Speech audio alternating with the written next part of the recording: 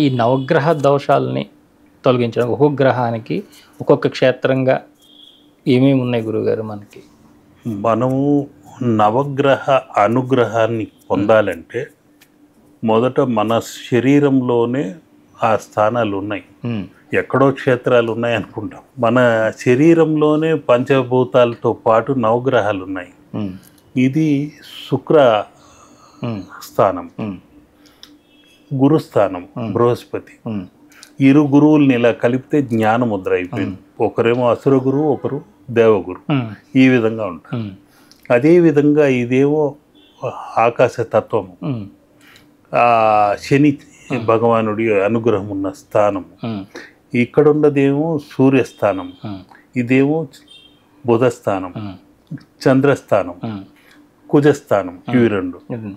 ఈ నవగ్రహ అనుగ్రహం కలగాలంటే మనము పూర్వం ఇలా భజనలు చేసేవాళ్ళం, ఇలా చప్పట్లు కొట్టేవాళ్ళము, భజనలు చేసేవాళ్ళం.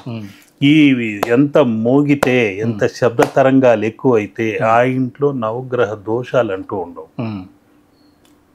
ఏదో మనము ఓం ఆదిత్యాయ చ సోమాయ మంగళాయ బుధాయ గురు శుక్ర శనిభ్యశ్చ రాహువే కేతువే నమః అనేసాం అనుకోండి, అయిపోయింది. ఈ రోజుతో నవగ్రహ దోషాలన్నీ పోయినాయి అనుకో.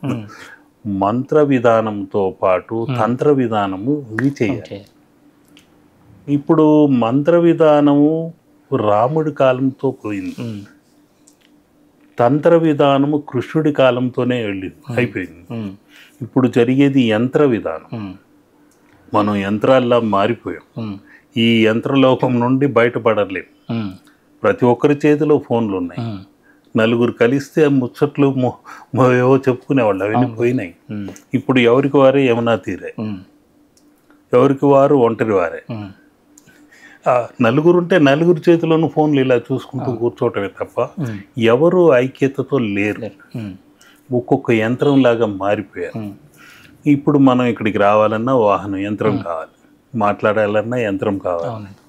ఇవన్నీ యంత్ర యుగంతో ఉన్నాం కాబట్టి అటువంటి యంత్రతత్వమైనవి అక్షయ పాత్ర అని నేను ఇస్తుంటాను. ఆ అక్షయ పాత్రలో కొన్ని యంత్రాలు కూడా పెట్టి 18 ధాతువులు పెట్టిస్తుంటాను. అష్టధాతు శూలాయుధం. ఆ అష్టధాతు శూలాయుధంలో పంచధాతు అణువులు ఉన్నాయి. అది వేదిక్ సైన్స్ ప్రకారం అవన్నింటినీ సేకరించి ఇంద్రజాలము, మహేంద్రజాలం అనే మూలికలు వేసి, దానిలో దక్షిణావృత్తం వేసి, దానిలో గురువింద గింజ, మెర్క్యూరీ, రుద్రాక్ష, ఇటువంటివన్నీ క్వాడ్స్, ఇటువంటివన్నీ వేసి ఈ నవగ్రహ అనుగ్రహము కలిగే మేకు ఒకటి ఉంది, పంచలోహ తత్వంతో. ఆ మేకును వేసి, యంత్రాన్ని వేసి, ఇవన్నీ 18 రకములైన పవిత్ర ధాతువులు వేసి ఇస్తున్నాం.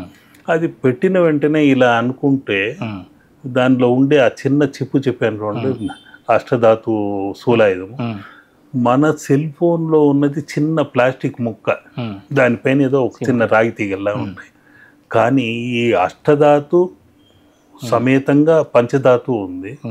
ఆ చిన్న ముక్కని ఇలా పెట్టుకొని చేతిలో ఆ అక్షయపాత్ర నుండి తీసి ఎక్కడో అమెరికాలో ఉన్న అబ్బాయికో లేకుంటే తండ్రికో ఆ చెల్లెలకో కూతురికో వాళ్ళకి మంచి జరగాలి అని కోరుకుంటే, ఆఫ్టర్ ఆల్ మనిషి చేసిన చిన్న ఫోన్కి అంత శక్తి ఉన్నప్పుడు ఈ యంత్రంలో మహత్తరమైన శక్తి ఉంటుంది. ఒక్క క్షణంలో వాళ్ళు అక్కడ లేచి కూర్చొని మాట్లాడడం జరిగింది. ఏంటో నాకు ఉత్తేజంగా ఉంది గురువుగారు అన్నారు. అంటే ఇక్కడ పెట్టుకున్న వెంటనే ఆ విధంగా శక్తి తరంగాలు ఇక్కడ నుండి వెళ్ళిపోతున్నాయి. కాబట్టి ఇవన్నీ మనం ఆరాధనాపూర్వకంగా ఒక బిలీఫ్ ఇస్ రిలీఫ్ అంటారు, ఒక నమ్మకం అనే సంకల్పంతో చేయగలిగితే అన్ని ఫలిస్తాయి, నవగ్రహ అనుగ్రహము కలుగుతాయి. అదేవిధంగా మామూలుగా ఆదిత్య నారాయణుడిని ఆరోగ్య భాగ్య సూర్య నారాయణాయ నమః అనుకుంటూ ఆదివారం రోజు గోధుమలు దానం చేయవచ్చు, సోమవారం రోజు బియ్యం దానం చేయవచ్చు, మంగళవారం కందులు, బుధవారం రోజు పెసలు, గురువారం రోజు ఆయనకి ఇష్టమైన శనగలు, తెల్ల శనగలు, కాబూలి చెన్న అంటారు, అటువంటివి చేయొచ్చు. బొబ్బర్లు ఇవ్వచ్చు శుక్రవారము, శనివారం నువ్వులు ఇవ్వచ్చు. ఈ విధంగా ఒక్కొక్క గ్రహానికి సంబంధించిన ధాన్యాలు ఉన్నాయి మనకు. మన అదృష్టం మన భారతదేశంలో పుట్టడం వల్ల ఇవన్నీ తెలుస్తున్నాయి. దానిలో ఉన్న రహస్యం ఏంటంటే ఆ గ్రహాలకు సంబంధించిన ధాన్యములు అవి, ఆ వర్ణములు మనకు తెలుసు. కాబట్టి మనకు ఆ రాతి యుగం నుండి ఈనాటి వరకు వేదిక్ సైన్స్ భగవంతుడు ఇక్కడే దిగి వచ్చి మనకు అందించాడు. సంస్కృతం అనే భాషని ఇచ్చాడు ప్రపంచం మొత్తానికి. పితృ అంటే మనమే మాట్లాడగలిగేవాళ్ళం. వాళ్లకు తండ్రి నియమనాలు సంబోధించడానికి కూడా తెలియని రోజులు. వాళ్ళు ఆ పితృ కాస్త ఫాదర్ అన్నాడు. మనం మాతృ అంటే అది పలకలేక మదర్ అన్నాడు. బాతృ బ్రదర్ అన్నాడు. గ్రాసము అంటే వాడు గ్రాస్ అన్నాడు. అంతే కదా. ఇవన్నీ కవ్వు అంటే గోవు మనం గోవు అంటే వాడు కవ్వు అన్నాడు. ఇట్లా పలకలేక వాళ్లకు ఆ విధంగా కొన్ని పెట్టుకున్నారు. ఇప్పుడు మనం ఏఎం పిఎం అనేది కూడా ఇక్కడ నుండి వెళ్ళినవే. సండే మండే సాటర్డే వరకు ఇక్కడ నుండి గ్రహాల నుండి వాళ్ళు తీసుకున్నది. వాళ్ళకి ఆ గ్రహాల పేర్లు కూడా తెలియవు, అవి వాడుతున్నారు. ఆరోహణ మార్తాండ, సూర్యుడు పైకి ఉదయించడాన్ని ఆరోహణ మార్తాండని వాళ్ళు ఏఎం అని పెట్టాడు. పతన మార్తాండ సూర్యాస్తమయం, సూర్యుడు పతనం చెందడం, దానిని పిఎంగా చేశారు. ఇట్లా అన్నీ ఇక్కడి నుండి పోయిన నిధి. అటువంటి నిధిని మనం కోల్పోతున్నాం. అటువంటి వేదిక్ సైన్స్ని వదిలించుకుని మనం ఎక్కడెక్కడో పరుగులు తీస్తున్నాం. ఇక్కడే ఉండి ఇవన్నీ సాధించుకోవాలి, చెయ్యాలి. ఇంకా చాలా మీ దగ్గర కూర్చుంటే ఇంకా రోజంతా అందరికీ అన్నీ మీ లోపల ఉన్నటువంటి రహస్యాలన్నీ ఇచ్చేసేయాలి, అందరినీ గొప్ప సాధకులుగా చేయాలని నాకు ఉంటా ఉంటుంది ఎప్పుడు కూడా. ఇట్లాంటి సమయంలో కూడా మీరు మాకు ఈ సమయాన్ని ఇచ్చారు, చాలా విలువైన విషయాలు తెలియజేశారు. మీరు అనుకున్నటువంటి అబోగర్ తొందరగానే మా అందరికీ దర్శనం ఇవ్వాలి. అలాగే ఆ సాలగ్రామ వెంకటేశ్వర స్వామి వారి యొక్క దర్శనము, వారి ప్రతిష్ట అన్నీ కూడా జరిగి దానికి మా శ్రీ సన్నిధి ప్రేక్షకులందరికీ కూడా మీరు అవకాశం కల్పిస్తారు వారి దర్శనానికి, వారి యొక్క అనుగ్రహం పొందడానికి అని కోరుకుంటూ. తప్పకుండా శుభం. ఈ కార్తీక మాసంలోనే కోటి ఒత్తులతో దీపోత్సవం చేయాలని సంకల్పం ఉంది.